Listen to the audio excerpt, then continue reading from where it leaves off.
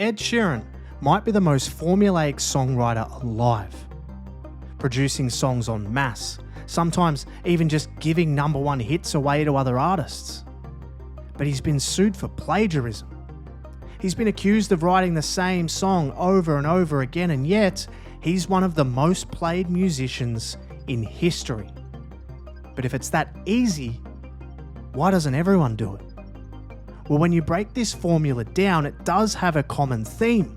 But there's also something that makes it impossible to copy. But Ed doesn't start with a formula. He has to build it. And he does it the hard way, playing wherever anyone will listen. He's in the streets, he's in tiny rooms, but it's when the gigs finish, sometimes he doesn't even go home.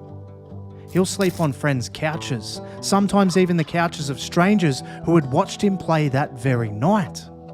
That was the deal. A place to sleep for a few songs. And that sounds romantic on the surface, but it really wasn't. Ed was a starving artist. And as he would later admit, he wasn't even a good one. What I'm saying is when people say artists are born with talent, you're not. You have to really learn and really practice. This is me playing guitar and singing. I'm going to put it into my mic like this. I'm addicted Oh. to And then. but I'm But he keeps going. Even though the voice isn't there, the songs come from somewhere real. It's things he's lived, it's things he's seen. And this is the part that people often miss. They see the success, but not the grind that created it. But it is this grind that after years of work actually starts to pay off, because as he improves, so do the crowds. And in those crowds are people who can change everything.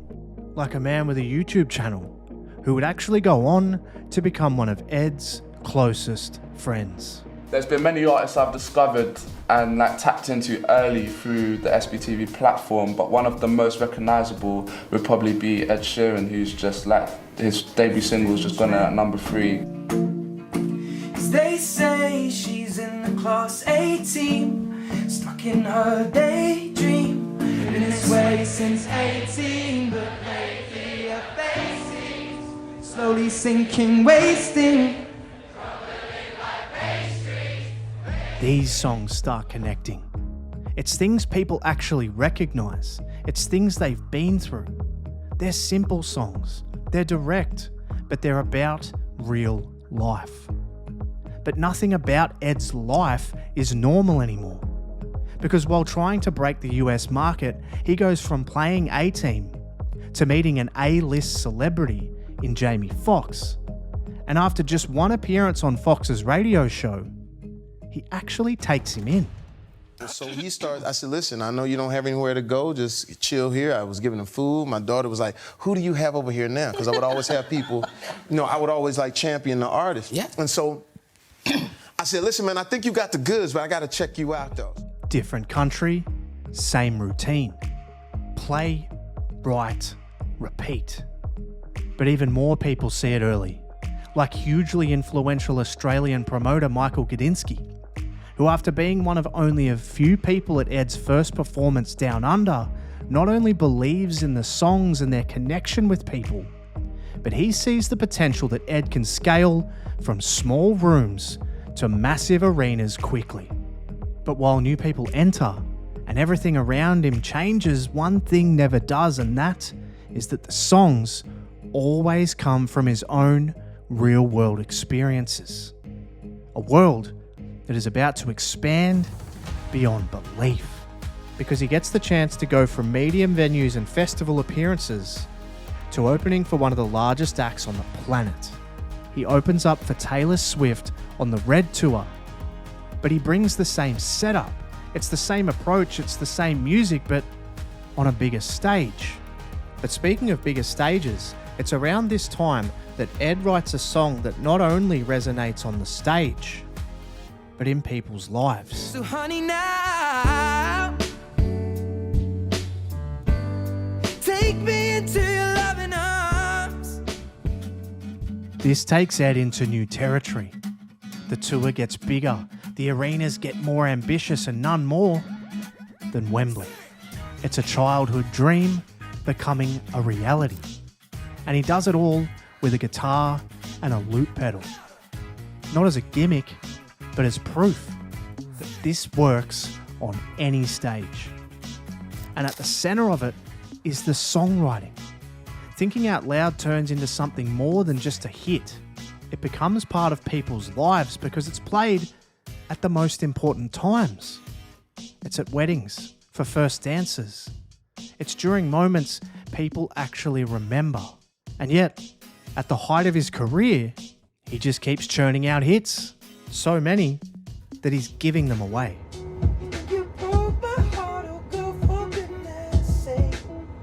You think I'm crying on my own? Well, I didn't wanna write a song, 'cause I didn't want anyone thinking I still care, I don't. But you still hit my phone up. My mama don't like you and she likes everyone. And I never lied to admit that I was wrong. Again, different artist, different voice, but the same heart and the same success. This is becoming peak Ed Sheeran. He's a hit factory. He's absolutely unstoppable. But underneath it all, there's a shift, because the spotlight has never been brighter, but nor has the scrutiny. First up, singer-songwriter Ed Sheeran is being sued to the tune of $20 million for his hit song Photograph. He's accused of allegedly copying a song called Amazing, which was released in 2010 by British X Factor winner Matt Cardle. How did you find me? Came out of nowhere like lightning. So you can keep me inside the pocket of your ripped jeans. You can decide for yourself, because the case was settled out of court for an estimated $20 million. And if you agree or not, it doesn't change the narrative, because now the question sitting underneath all of this is, if these songs feel so personal, where are they actually coming from? Now the contrast is stark, because he's collecting Grammys. The songs he's written for others are also collecting Grammys, and on one side he's untouchable, but on the other side he's being challenged, because Photograph was only the start.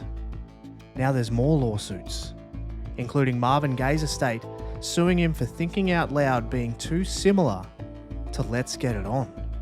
But as unstable as things feel, someone from before the fame, before the industry and before the songs had to be anything more than just real, comes back.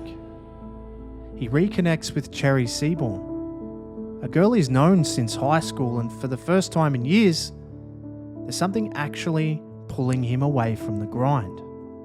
And at the peak of his career, at the peak of all of his scrutiny, he goes dark. Because if these songs come from real life, then maybe what Ed needs is to find real life again.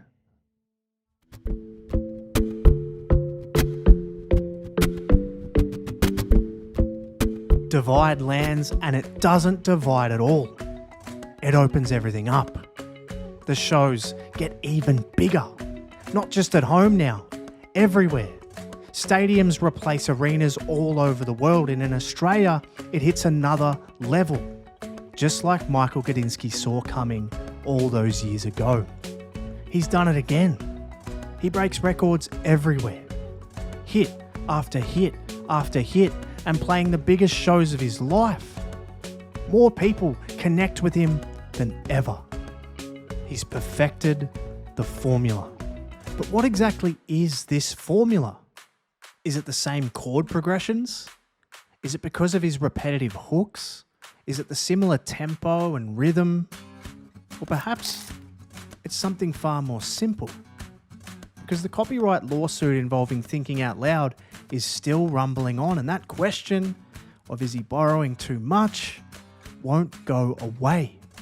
And yet, that bond with the fans is still as strong as ever.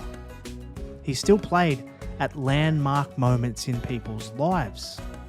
So what exactly is going on here? On one hand, he's in court fighting plagiarism charges, And on the other hand, he's breaking streaming records, collaborating with some of the biggest artists in the world, while also forging on, making equals. An album where you can hear the joy. You can hear how good of a place he's in life. But there is one song on that album that is about life that might give us a really big insight into this formula, because it's about the loss of a life. I wish that heaven had visiting hours, so I could just show up and bring the news that she's getting older. And I wish that you'd met her. The things that you learned from me, I got them all from you. Unfortunately for Ed, the loss of his mentor, Michael Gudinski, is just the beginning. Only a year later, his best friend Jamal also suddenly passes away. A man who helped take him from a YouTube upload to the most in-demand artist of all time. And just 12 days after that, another friend, Shane Warne, also dies. And if all this wasn't enough, his wife, around the same time, while carrying their second child, is diagnosed with a tumour. Everything is collapsing all at once. His personal tragedy is made very public. And Ed turns to what he knows best, and that's music. I sing like a stone if you leave me now. All the storms will roll, easy come, hard go. Then life goes on. And there's the answer. This is what he's always done. From sleeping on couches to stadiums. When something happens, he writes. Even with the Marvin Gaye court case that was drawn out for years, it gets answered the exact same way. With music. Ed plays a melody of songs that have the same chords as Let's Get It On to the Jury, and that's all he needs. And it's kind of all he's ever needed. There is no formula. This isn't mathematics. It's Ed. And his gift for taking very real and personal moments and translating them into something people can feel. But Ed isn't the only one to have his authenticity questioned. Billie Eilish has been through it too. But it's not as easy to pinpoint. So click here to find out why something is just a little bit off about Billie Eilish. Or if that's not for you, click here for a different flavour.